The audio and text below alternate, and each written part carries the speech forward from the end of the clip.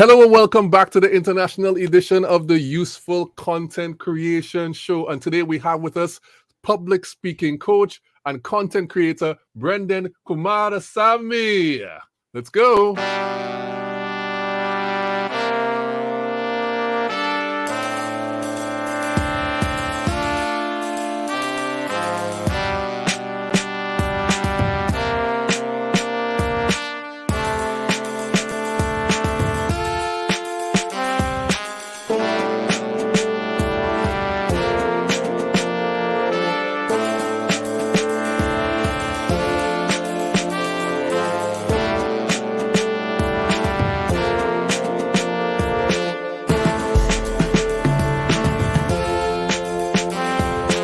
Broadcasting live from Relate Studios in Trinidad and Tobago, it's the Useful Content Creation Show with your host, Juma Bannister. Hello, good evening, and welcome to the Useful Content Creation Show. It is a Thursday, and we are back. We missed the Saturday show last week, but that was okay. We had to do a bit of a skip because I was not feeling well, but we're back on track here on a Thursday on the international version of the Useful Content Creation Show. I'm Juma, and I'm happy to be with you.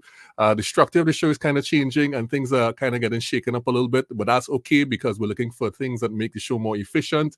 And today we have with us episode 8 of season 2 of our show. Special welcome to the Useful Content community. I love you guys, and I'm happy that you are here with us. And as is the case for every single show that we had before, we're going to have a very special guest on who I mentioned earlier, and then we're going to do the new segment, which is the agree disagree segment, and hopefully we can ask some questions that makes Brenden squirm in his chair a little bit.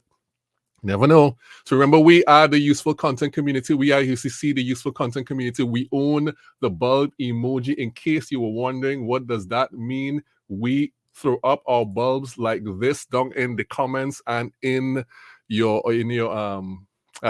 comments. Whatever you're gonna do, throw those bulbs up. We have the UCC Live as well. Hashtag UCC Live. And if you're here on the replay, don't forget to put hashtag UCC replay. Thank you so much, guys, for coming on. Okay, we have Dana. Dana's on. Hi, Dana. Ooh, copious amounts of bulbs. We love that. Light up the place, Dana. Thank you so much for joining us this evening. And Joseph. Hey, hi, Joseph. What's up, man? Glad you could be here with us. We have a great show on this evening with Brenden. That should be really great and interesting. All right, so we're not going to look at what happened last week. Let's just say that we're working on the Relate Studios website. Let's skip that over and go ahead. We're not going to give any content love this week, and let's skip that over as well because we want to get deep into the show itself. We are going to show some useful, some exclusive video content, which technically is not exclusive anymore because I already showed it on TikTok. But we're going to show some of that here right now. So let's jump right into that and show the exclusive video content. And this exclusive video content is a piece of content I shared across on TikTok already. Let's have a look at it.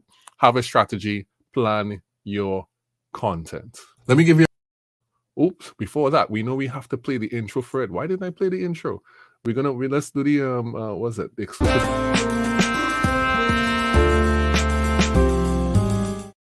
Yeah, don't want to forget those little intro pieces. Those are interesting things for us to have. Let's play the video now. Let me give you a real life example of why it's better to have a strategy and plan your content. Some people will know that I'm most active on TikTok and on LinkedIn. So a lot of times I take one piece of content and I cross post it. That means I'm posting on both platforms, LinkedIn and TikTok. But sometimes I'm not posting that content on the same day or even the same week. But because I have a plan, I can do things like this. Look at these 2 different intros I have for the 2 videos 1 week apart. This is a video I made on how easy it is to make content after a day visiting the spa. This is the intro for TikTok 1 day after the event happened. So let me show you how easy it is to make content. Yesterday was my wife's birthday, so we went to a spa. And this is the intro for LinkedIn the following week. So let me show you how easy it is to make content. Last week was my wife's birthday, so we went to a spa. Catch the difference? The first intro said yesterday, And the second one said last week. If you didn't notice, go back and check. The thing is, I recorded both of those intros on the same day, but because I had a plan of when I would post them and where I would post them, I did them differently. Now, the only reason I can do 2 intros like that is because I have a plan for my content that ties into my strategy. I actually have a whole video on my 2022 strategy for LinkedIn. It's a 5-minute video, so it's too long to share here. But believe me, the structure of my posting is all planned out. So if you post on multiple platforms with time-sensitive videos, you better make a plan and have a strategy. And if you want to see more of how I execute my content strategy, follow me. All right, great. That is have a strategy and plan your content. Pretty simple things that we should all be doing. We don't have to have this big complex plan, but we have to be able to say, I'm going to do this on this particular day. And we'll learn from Brenden, who's coming on the stage just now, why that is important as well, because he does have structure to the way he does things. He has a YouTube channel, and you can't do well on YouTube without some kind of structure.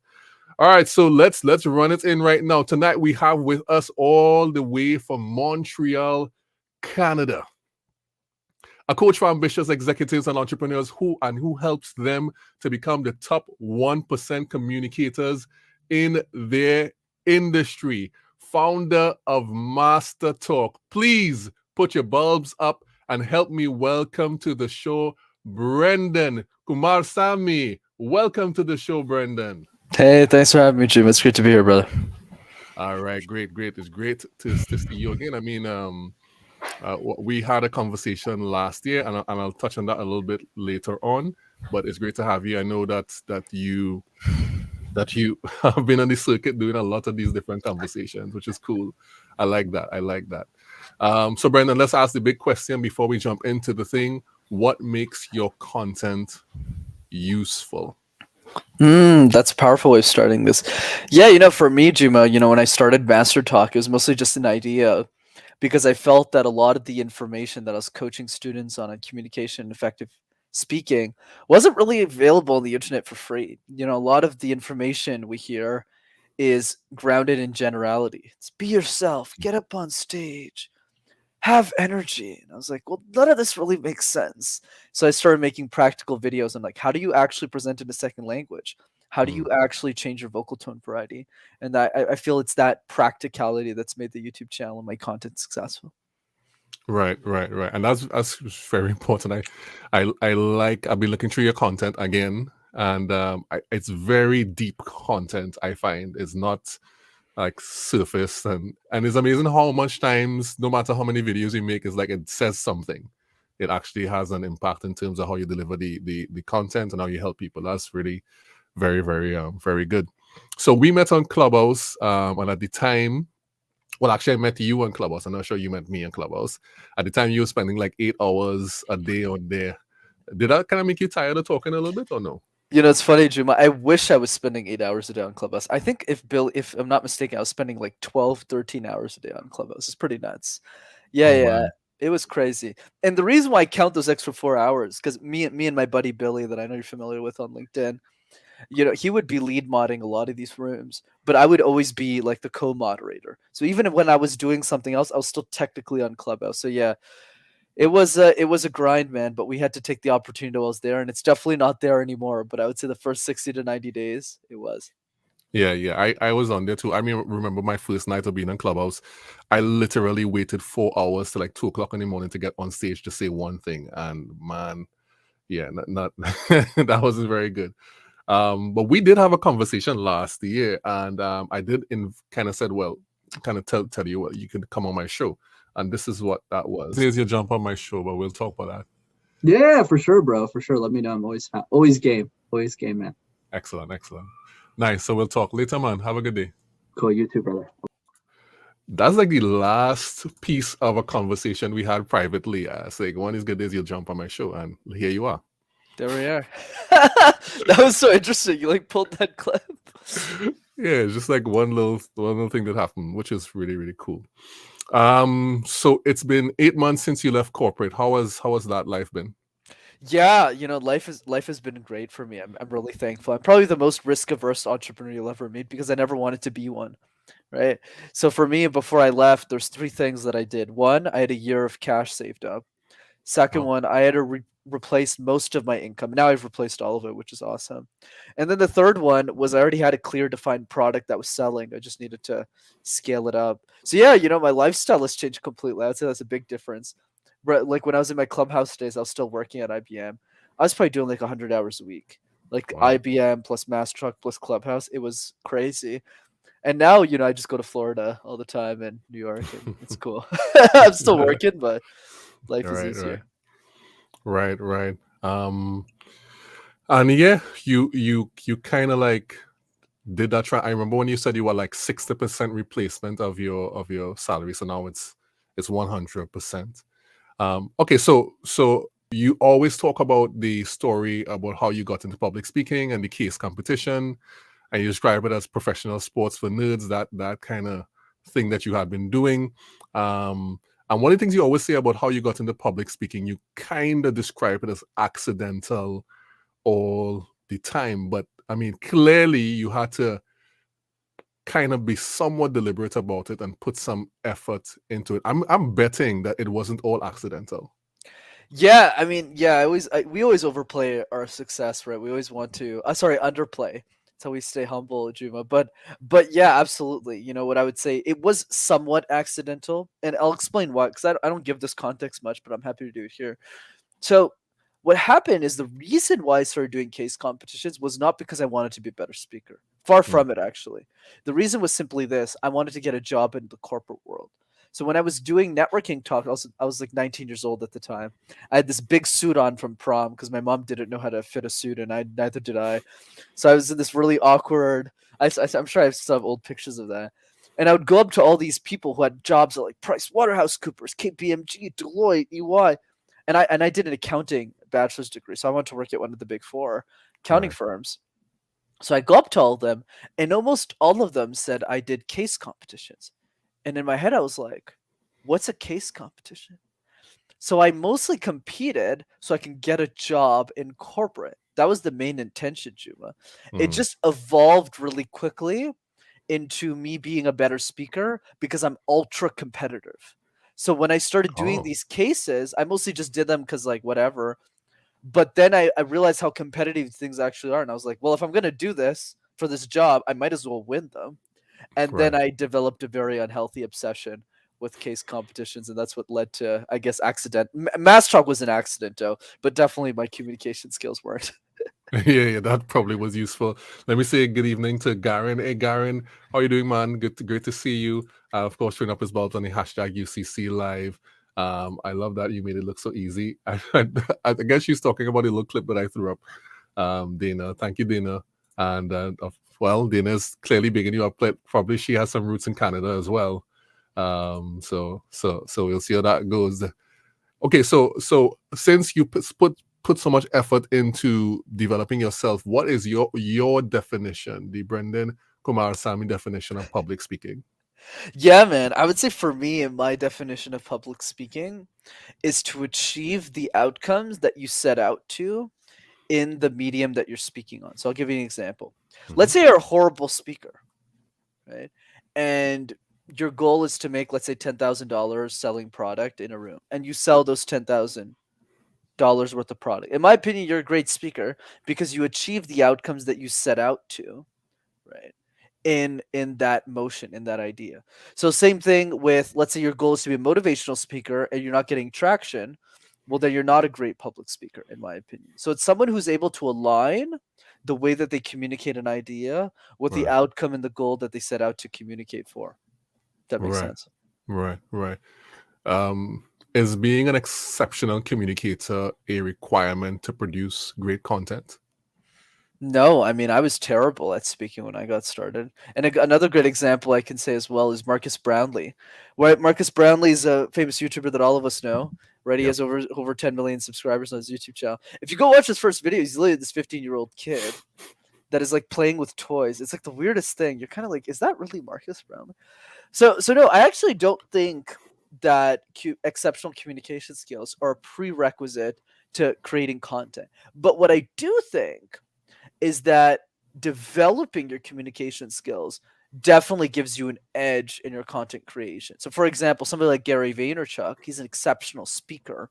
The way he's able to goes straight to the point to what he's saying. So because of that, he attracts a wider group of an audience. But there's also a lot of introvert speakers. An example I give is Roberto Blake on YouTube, who's a lot more introverted, actually pretty much the opposite of me as a content creator, yet he's way more successful than I am, like by a wide margin. So yeah, I don't think there's a specific style that works, but I definitely think the art of refining your communication style will make you a better version of who you already are. Talking about first videos, let's have a look at this. Say it's 25%. Others say it's 85%. Whether it's 25 or 85, and I'm talking about the percentage of people who are afraid of public speaking in the world, when I think about that percentage, whether it's big or small, I can't frankly blame them. And the reason is because a lot of people in the world are afraid of public speaking, and I was definitely one of those people when I first started out. Especially growing up as a little kid in Montreal. My first language is English, but I had the pleasure of studying in a French system, which means all of the presentations I gave were in French. So imagine being in a classroom where not only do you not understand what subject is being taught, let alone you have to present in that language too. So it's definitely been a struggle for me growing up, doing all these presentations, but after doing so many, especially at the university level and the college level as well as in high school, I slowly learned how to figure out how to communicate to an audience in a clear, concise way that really inspires them and really gets them excited to watch you present. But here's the thing that bothered me. Public speaking is a fear that a lot of people still have, and it's definitely rampant across the entire world. So when I think about that fear, there's two things that bother me specifically about that. One is there's so many great people with so many great ideas, but they're too afraid to share them to a mass audience. So let's say you have this great idea for a new project or a new idea. It's really difficult for you to get on stage and really explain and communicate that idea effectively, which means a lot of great ideas don't get shared. And because of this, during the 2 years of my bachelor's degree at university, I had the pleasure of coaching many different people on how to master their public speaking, how to improve at it, and I really saw a lot of the great results from the way that I coached them and the structure that I taught them. But there's two key things, one that excited me about this, and another that frustrated me about this. The one that excited me was that I could clearly see the results from the way that I learned public speaking, the way that I was able to teach other people. But I was also frustrated. I was frustrated because there's a lot more people that need this type of advice and need this type of coaching that I can't do on my own one-on-one. And that's exactly why I created Master Talk, a YouTube channel that's specifically for people that are afraid of public speaking, that are afraid of getting on stage, that are afraid of giving a presentation and sharing their ideas. And with Master Talk, I really hope to create a channel where everyone is able to communicate their ideas, able to share them in a way that they're no longer afraid of being on stage. So with Master Talk, it's really going to be a channel where you'll have all the tools you need so that your public speaking skills are on par. So every Sunday I'll be posting a video about each specific topics that I'll be covering, and from each of those videos you'll be able to master many of the different elements of public speaking, whether it's silences, getting rid of your ums and ahs. And my goal at the end of the day is that you're an amazing public speaker. So if you like this, if you're interested by this, be sure to hit the subscribe button, and if you like this video, be sure to give it a like. So I'll see you guys next week, and thanks for tuning in. Bye-bye. All right. Was that a good reminiscing, or was that all totally cringe? Yeah, I mean, definitely a mix of the two. Definitely a mix of the two. Jim, I'm used to watching myself on Coin, but man, I was pretty bad back then. Lots of ums and ahs, lots of filler words. I was like, man, that guy is not smiling enough. But yeah, I mean, I love that you showed the live example. It shows the journey, right, that we go through. Yeah, definitely. And I am thinking that looking at those videos, like, I mean, you probably would look back at it one time. I was really tempted to let me just delete this real quick. But he didn't do it. Let me say good evening to Gabe. Hi, Gabe. What's up, man? He's saying, hey, buddy, good to see you. And he's saying, wow, it's always something to go back and watch your first video again. It is. It does something to you. It does something to you. And that was your beginnings of that YouTube channel, but I'm sure you had been practicing your public, like recording yourself on video. How many takes did that video take? You remember? I don't. What I do remember, just for fun though, the couch I started mastering is right in front of me right now, actually. But yeah, exactly. Like what I would say is that video in particular, I think took me maybe 5 takes or something. I didn't really overthink the first one. I just posted it. I mean, I just made it, and then I looked at it and I was like, "This is really bad." Because at that point, when I started master, I was already a national level speaker, right? I was doing a lot of national level competitions, winning them, and I was terrible on camera, right? And it took hundreds and hundreds and hundreds of iterations after that to get to the level that I'm at right now. Same thing with podcasting. When I first started guesting, I was horrible. And now I guess I'm half decent. But yeah, it took a few tries for that. I think it was 5 or 6, if memory serves. Yeah. How did you transition from, not being able to do it to actually being, well, was it just practice, or did you have some internal thing that you had to fix? Yeah, definitely both. So the practice, what I did was I went on Instagram stories and posted a video every day. That's how I practiced camera for a year. But that's how I practiced the first year. I don't do that anymore. But basically, there's a functionality on your phone with Instagram stories where you can just turn on a camera. So I just presented to that camera every day. That's one thing I did. The internal piece, it was more of not really a fear, but mostly around like I felt a little bit dead inside. So I'll explain what I mean by that.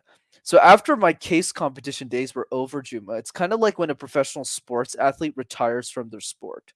So they're kind of at the end of you can't play anymore.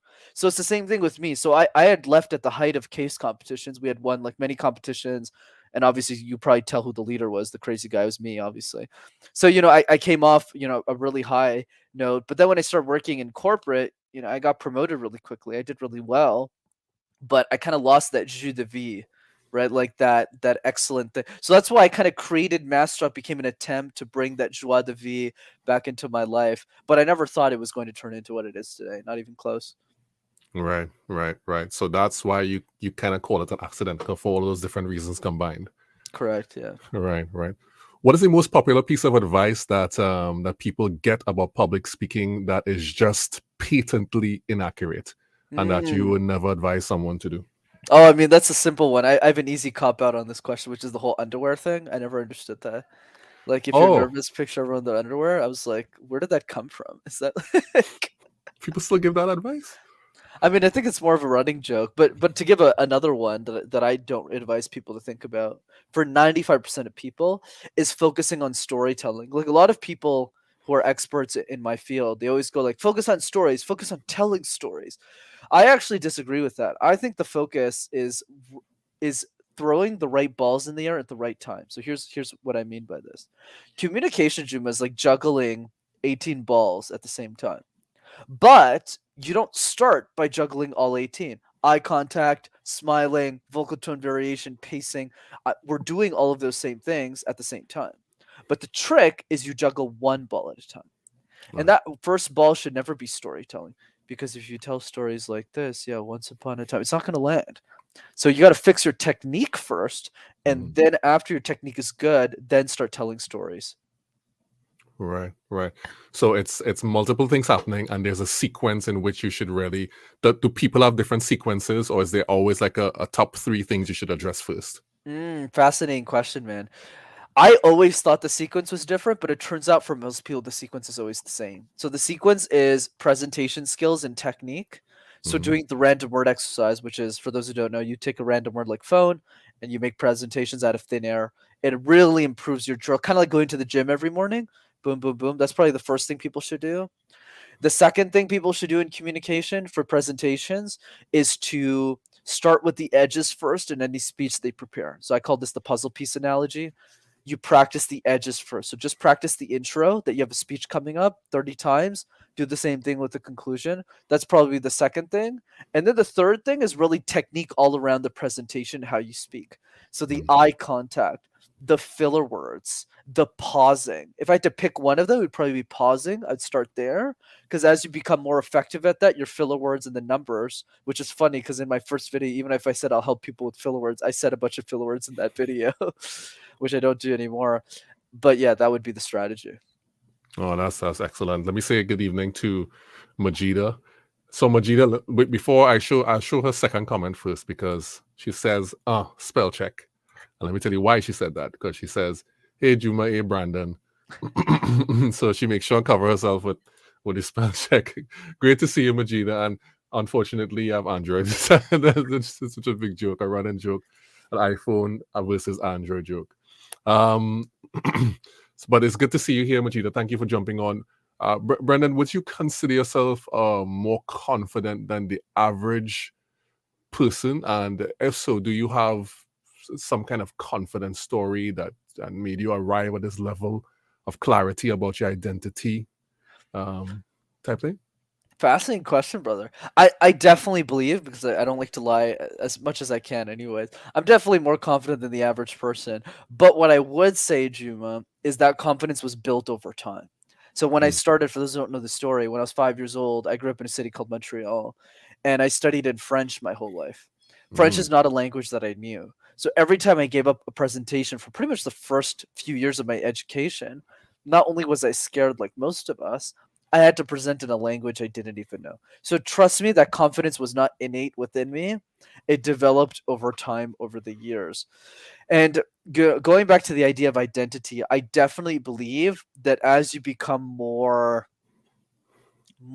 focused on who you want to be in life, it becomes a lot easier for you to build confidence from that core identity. So an exercise I recommend that people do, which is not really related to communication, but it makes you more confident in general, but it's not easy to do, is to ask yourself a hard question about life every single day. So questions like, if you had $1 billion, what would you do with your time? Right? If I gave you $1 billion tomorrow, what would you do with your time? What are you pretending not to know? What's one truth that you believe in that most people disagree with you on? These are the types of questions that when we start asking ourselves, it becomes a lot more easier for us to clarify who we are and what we stand for. And once we figure that out, it's much easier to be more confident moving forward. Yeah. So I know you're big on conversations, and you're big on like really helping people share their ideas. What are some of your favorite ideas to talk about? Ideas in general. I would say for me, the number one idea I'm always the most fascinated with is talking to crazy people about crazy ideas. That's probably the number one theme. I really love people who are just working on really bizarre passions and just have an unhealthy obsession over those passions. So that's generally the theme. I'm not really picky on what that topic is.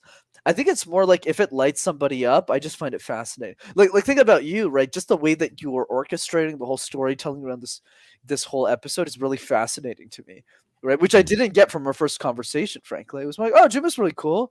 And then I'm here, I'm like, man, this guy's like super obsessed. For someone who hasn't prepared, he's clearly very prepared. Wonder what he's like on a good day. Jeez.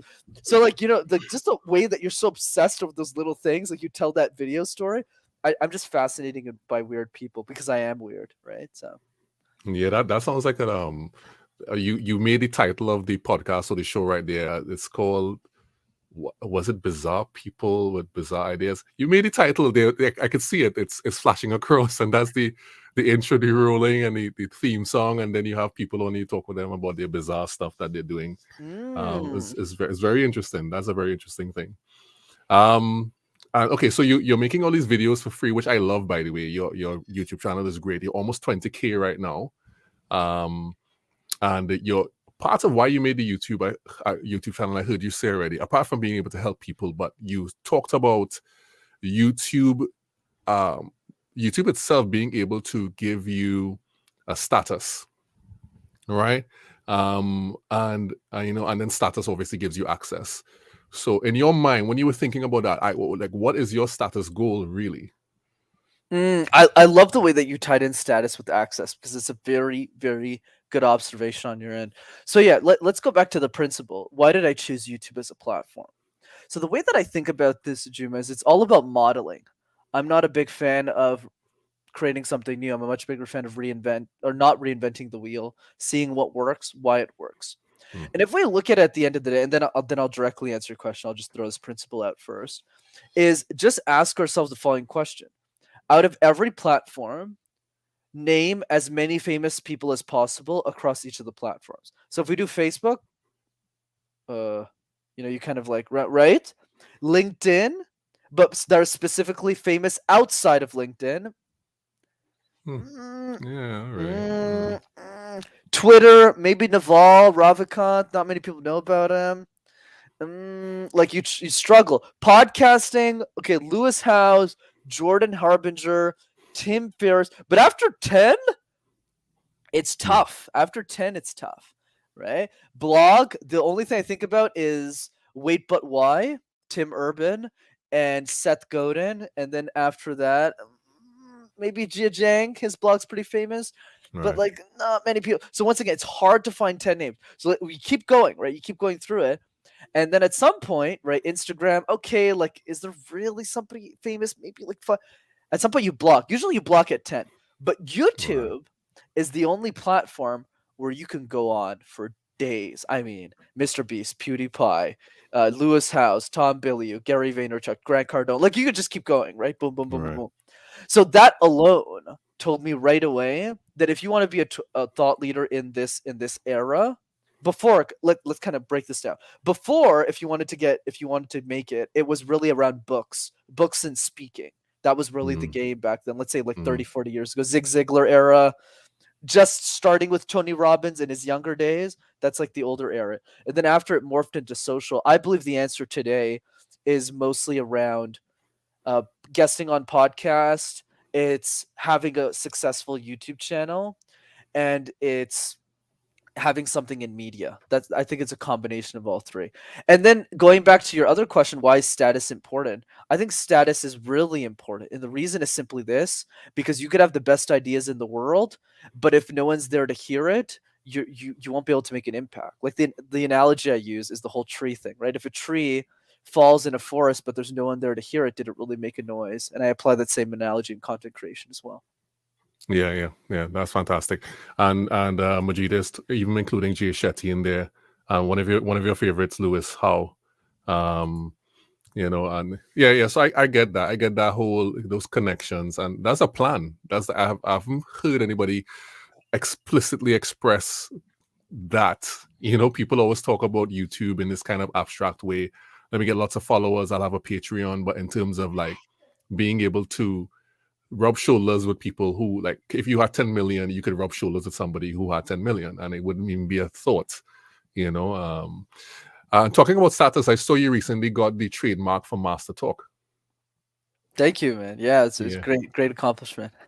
Congrats, because that is very, very, it's a great name, but it's like how it's almost bordering on generic, like Master and Talk together. Like, that's great. The lawyers are great. Yeah, I had really good lawyers for that trademark, not gonna lie. So yeah, very grateful. Yeah, that's good stuff, man. I have a thing about imposter syndrome. I know you've spoken about this in the past, and in your videos you've mentioned this too. And here's my theory, right? I think imposter syndrome is a good thing. And let me tell you why I think that. Because it highlights your discomfort with yourself and indicates that you are at a place that you think you shouldn't be, but you actually are. And as you continue going up, you keep on getting more and more of it, because it simply means you're never in the place that you think you should be, or in a place that you haven't actually been before. So you keep on going up. So I think that about imposter syndrome. What are your thoughts on imposter syndrome? Yeah, I completely agree with the way that you're looking at it. I think it's more of we're looking at the same coin just from different angles, right? That's the way I see it. I think the key is you're more bottom looking at top. I'm more build up from bottom to top. It's kind of like a weird analogy. But anyways, let me explain this really fast. So the way that I think about imposter syndrome, let me start by saying, like, I'm definitely someone who can speak on this because I started coaching executives when I was 22, right? So a lot of people, worked in their companies longer than I was alive. So why the heck would they trust me with their transformation? Obviously, a lot's changed since then, but at the beginning, I definitely felt that. It's YouTube too, right? When I started making YouTube videos, a lot of my competitors who are now colleagues, they're PhDs in right, in communication. They got master's degrees from Columbia, all those big universities, and I have a bachelor's. I still have a university education, but I have a bachelor's degree in accounting. I don't measure up to those people. So the way that I was able to overcome this is an analogy that I'm happy to share here. So let's take an example, okay? So let's say I went to New York. Okay. Actually, let's use your city. Where were you basing in? Trinidad and Tobago. Trinidad and Tobago. Okay, good. Right. So let's say I came to Trinidad, right, as an example. And then I said, Juma, I'm here. I don't really know what to do in Trinidad. I'm brand new to this place. What should I do? You'll probably tell me, like, okay, brother, you got to go to these attractions, go to these restaurants. Right? You'll tell me, right? You'll probably tell me. Right? You won't keep it a secret. So same thing. If you came to Montreal and you said, Brenden, I'm in Montreal. What should I do in the city? I'd be like, dude, you got to go to this restaurant. Let me take you there. These are attractions you got to go to. You got to go to these places. So why is it, Juma, that with information that me and you have no expertise in whatsoever, we're not tour guides, we're not travel specialists, we're super open to sharing all that information. Oh yeah, you should totally do this. You should totally do that. But when it comes to our subject matter expertise, the stuff that we spend a lot of time on, we're afraid to share the knowledge. So why is there a disconnect between both of those pieces of information? And the way that I've always seen it is it goes back to what the definition of an expert really means.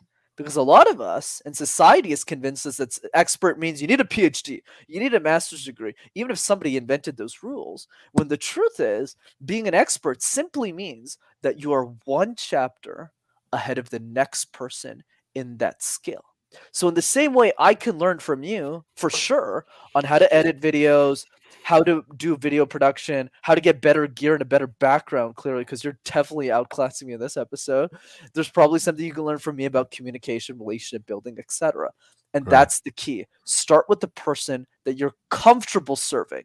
If you don't want to go after the big leagues, then don't. Just start with the people that I started with kids. Then I coached people my own age. Then I did managers, VPs, SVPs, and I went up to the top. That's it. That's fantastic. I see Majida is agreeing with me here. She's like saying, "Oh, I didn't think of it that way. I definitely didn't think of it that way." Yeah. So Majida is there. I didn't think of it that way. I would tell you exactly where to go and what to do, even though I am not a tour guide. But it's true. It's true. I never thought of it that way. I'm gonna start saying some of those things. I'm gonna add it to what I'm gonna put some extra flavoring on what I'm saying. Yeah, that's fantastic, man. That's fantastic. It's really interesting. I think you are a great listener. I've seen when we had our conversation last year, and also when I look at you on these shows, I think you have that art of listening. You do all the necessary stuff. You pause, you lean in, you make the eye contact, you do all that stuff. And I remember in our conversation, I was telling you about my old boss, and you did just that. You leaned in and you made a strong eye contact. So do you think that people need to learn to listen before they speak or not? Should they learn to listen before they speak? Not necessarily. I would say definitely speaking will help you become a better speaker. Like the random word says multiple times as an example. But I do believe for sure, Juma, that listening is an important part of this entire game. Because if you don't know how to listen effectively, you can't reshape your presentations, your content in a way that your audience falls in love with you. You can't convey a message. You can't influence people if you don't know what's important to them. So you can re-message what matters back to them. But the piece that I feel is missing with listening, Juma, is a lot of people don't give practical advice on how to listen better. We just tend to say that, oh yeah, you should just listen. You have 2 ears and 1 mouth for a reason to listen twice as much, which by the way is a good quote, but it's not going to help us. So let's give some specifics. I would say that most important thing that we want to be doing to improve our listening skills is simply this. Look at the percentage of your dialogue that you're responding with a statement versus a question. So what percentage of your dialogue are statements versus questions. Let me give you an example. Most of us, when we communicate, Juma, it sounds something like this. I believe this. Well, I believe this. Well, I believe this. Well, I believe this. Well, I can't believe you believe this. Well, I believe this. So it's statement, statement, statement, statement, statement, especially in romantic relationships, which I do not recommend, but this is what happens in a lot of relationships. Well, I believe this. Well, why didn't you do this? Well, why didn't you do that? Well, why didn't you do this? So it's just like a back and forth kind of ping pong match, sword swinging match between two people. This is how most people's conversations are. Most human beings, I would argue, it's 90% statements, 10% questions, or honestly worse, or even 80%. I'll give the best people 80% statements, 20% questions. So what I would encourage people to just consider is to bring the ratio down.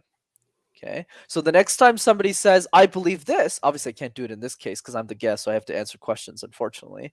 Right? You have to respond with, why do you believe that? And then the answer, and then ask another question. Why is that important to you?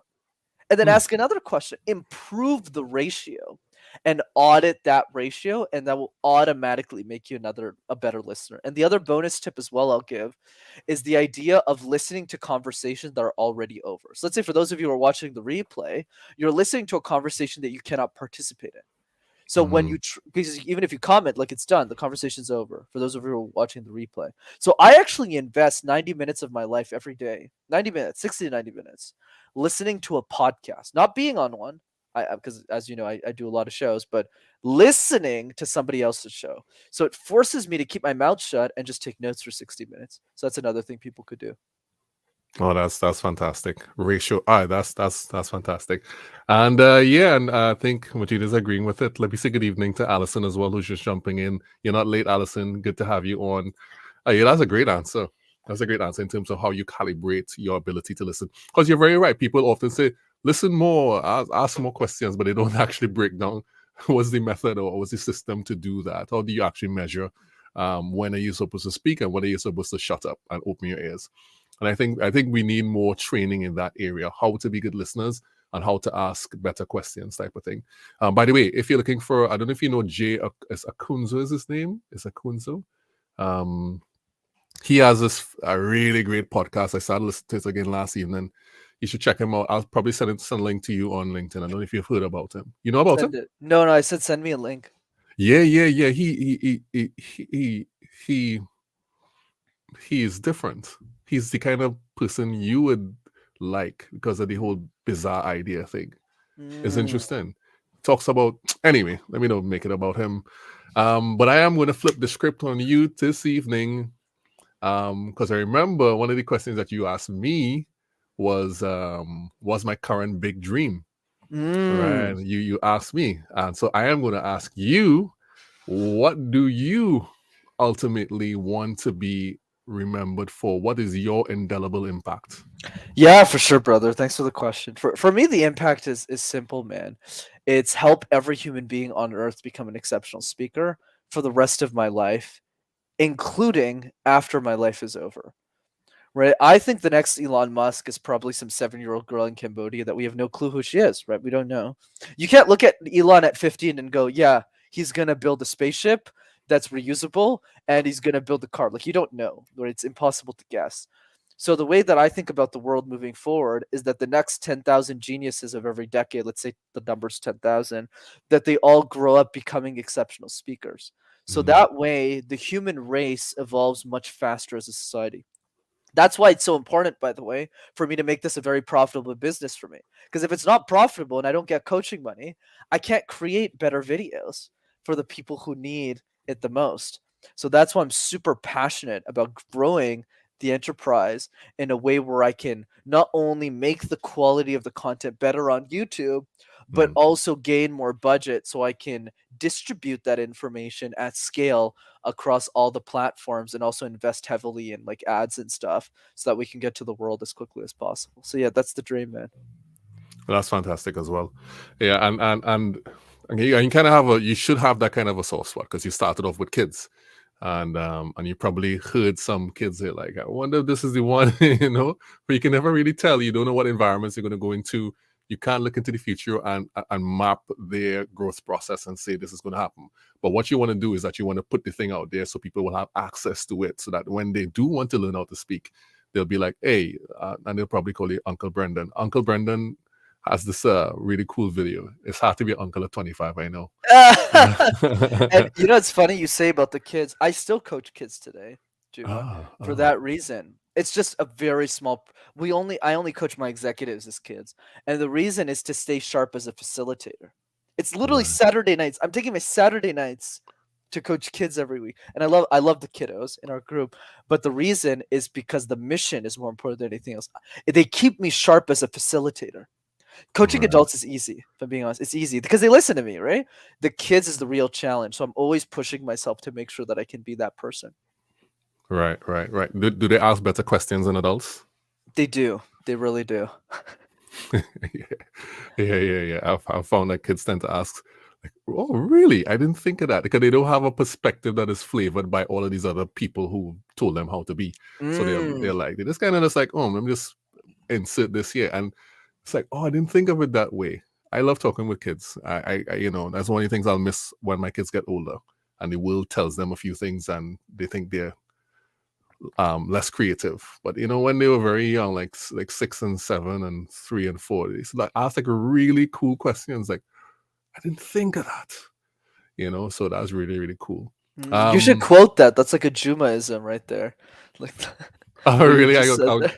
I'll go back and I'll clip that too and save it for Yeah. later. So the people who invest time in you, they are very important. And you've said before that you need to kind of invest time in people, and people generally tend to invest their time in like a close circuit of people around them, 4 to 5 people, and those are the people who you learn from and learn from you. Of course, you have a wider network and everything, but it tends to be a smaller group. So who are you learning from these days? Oh, learning from. So would that be people I don't have access to, or people who I do have access to? People who you have access to that directly influence the way you build things. Absolutely. So definitely the first one's my business partner that a lot of people don't know. Vamsi Pulimetla, he's my high performance coach. And I would not be at the level of the business that I'm at today if it wasn't for him. He's the one who really believed in me, invested in me. And he's always forcing me to think bigger. Like the kids' idea, coaching them, that was all his idea because he's in his 40s. So he's always helping me think of communication and my delivery in a lens that I'm never thinking about. And I would say the biggest thing that I'm grateful for from him in particular is he never lets me settle for my big thinking. So in the sense that if I go, I want to conquer the world in like 10 years, he's like, why don't you do it next month? Like, I don't understand why we're waiting 10 years on this. So yes, he always makes me feel like I need to be more ambitious, which I love. He's the first one. I would say the second one who influences me the most, outside of my mom, obviously my sister that I'm super grateful for, is Billy. Billy Smosalibi is my media partner. We pretty much do every live show together.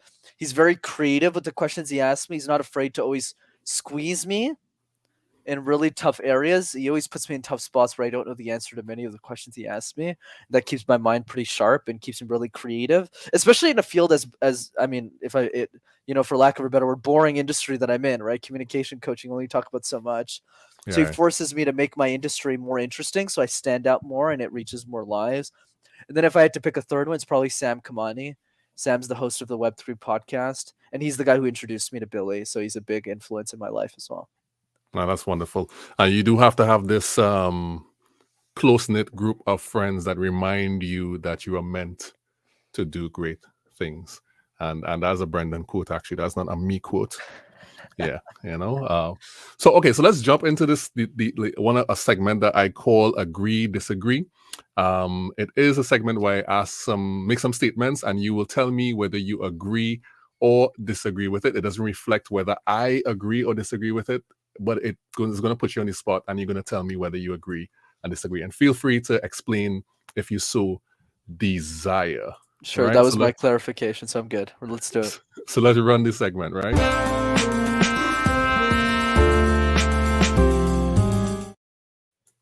Okay, the segment is Agree, Disagree. Let's throw some statements at Brenden and see what he comes up with. The first one is Agree, Disagree. Passion before skill. Passion before skill. Disagree. I think for me, it's energy before passion before skill. It starts wherever your energy goes. and whatever gets you the most energized, you'll develop a passion around that, and then you'll develop a skill around that. Oh, that's excellent. And people who are down in the comments, feel free to play along. Some of these are tailored for Brenden specifically, but you feel free to throw your agree or disagree in there. All right, so this is a disagree. All right, next one. Agree, disagree. More great ideas are lost for lack of being shared. More great ideas are lost due to a yes. lack of being shared. So like great, okay, gotcha. So I would say agree to that in the sense that a lot of ideas don't get shared because people don't have the courage to share them. There's a great quote on this by Peter Thiel, who's one of my also heroes as well, that I don't have access to. And Peter says, genius is in short supply, but courage is an even shorter supply. Oh, that's nice. Right. So I always love that from Peter. And that's a guy who built PayPal with Elon Musk, who built Palantir. Like, this guy is a legend. So I love that he shared that. All right. Excellent. Agree, disagree. Understanding brings confidence. Understanding brings confidence. Absolutely agree. Right. When you understand where something comes from. Another way of saying this is competence leads to confidence. When you have clear understanding, it breeds confidence. Absolutely. Okay, wonderful. Agree, disagree. UFC live or Seth Godin live? Wait, over Seth Godin live or? Because that would make it a... Because then, or am I picking between you have to choose one. You have to choose one. Go to the UFC live or see Seth Godin live. Oh man, that's tough, man. That's probably the hardest question I've been asked in a podcast. I mean, what seats am I sitting in for both? Is it front row on both of them? Both of them front row. Both of them. Can I talk to Seth after the session's over? Do I get a VIP access to him backstage after? You also get VIP access to your favorite UFC fighter too. Oh, then definitely Seth Godin live. I'd love to talk to Seth. He's really hard to get access to. I can go to UFC any other day of the week. It's fine. All right. I should have taken away that VIP pass. Let's see what would have happened then. See how I switched the question on you? Yeah, you wiggle your way backstage. Yeah, I wiggle. All right. Agree, disagree. Okay, wait. Let me just adjust this question here. Simple, right? That's supposed to be simple. Let me just do that one. Let me save it. It's supposed to be simple language is better than smart language. 100%.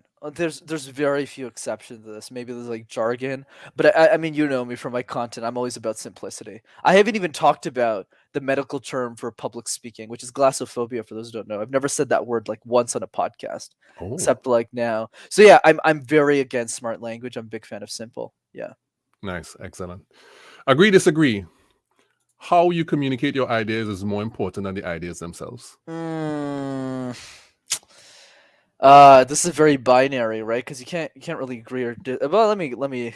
I would tend to say more agree than disagree, simply because if you have a great idea but you don't know how to communicate it, you're still dead in the water most of the time. But there is a nuanced answer that I usually give, but I'll skip it given the section of the show. Yeah, just it's very binary. That's why we're gonna corner. We're not gonna hold you to it. Not what I'm gonna write my book and said you said this, and I'm not gonna do that. All right. Agree, disagree. Last one. Boldness is a requirement to be heard. Absolutely agreed. Boldness is the only thing that matters at the end of the day. It's a wanting to want to do something. Like for me, if I give myself credit for anything, it's not the work ethic, it's not the deep thinking, it's really the courage that I had to press record at 22 for this in this industry. That's it. Excellent. Let me just look at some of the comments. Maybe people have been playing along. Okay, Keneal turned up and said it's UCC live. Charles said this is his favorite segment. Well, people were agreeing and disagreeing, but I'm not sure what what answer. this is clear though. This one is clear. UFC. Sorry, Seth. Yeah, a lot of guys would do that unless you really kind of accept your purple cow t-shirt and you just go in to get him type of thing. So that's really, really, really great. And let me just end this particular segment with a quote from you. You have said you become what you consistently practice. This is one of your many, many quotes that you have shared in your YouTube and all different sorts of places. But the YouTube channel is really very great. I love how much energy and effort you put into expressing the ideas. It's very, very excellent. And so that's it. Do you have any last bits of advice for the people while I pull up your all of your contact info here? Yeah, for sure, brother. I always like to end with a book recommendation on public speaking. If you guys haven't read Thirst by Scott Harrison yet, I highly recommend it. Scott is the CEO of Charity Water.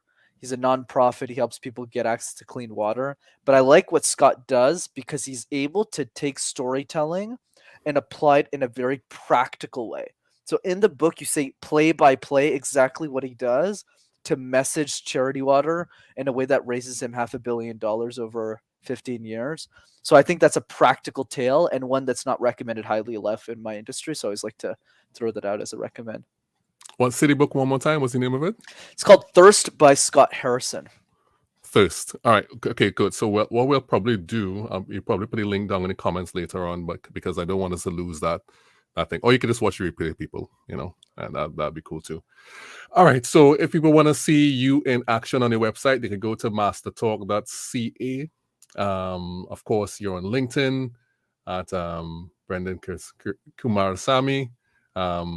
Of course, Master Talks on YouTube, and on IG you are at Master Your Talk. Yeah, you got it. And this one was, Master Talk is almost like you were saying YouTube at the end. Yeah, I couldn't get Master Talk. Same thing with Instagram. I couldn't get Master Talk, so that's why I had to be a little bit creative. Yeah, sad days for that. Sad days for that. So that's it. We've come to the end of this discussion with Brenden. Thank you, everybody, so much for joining us this evening. It's really been a pleasure. Drop your UCC live. Let me just check the comments one more time.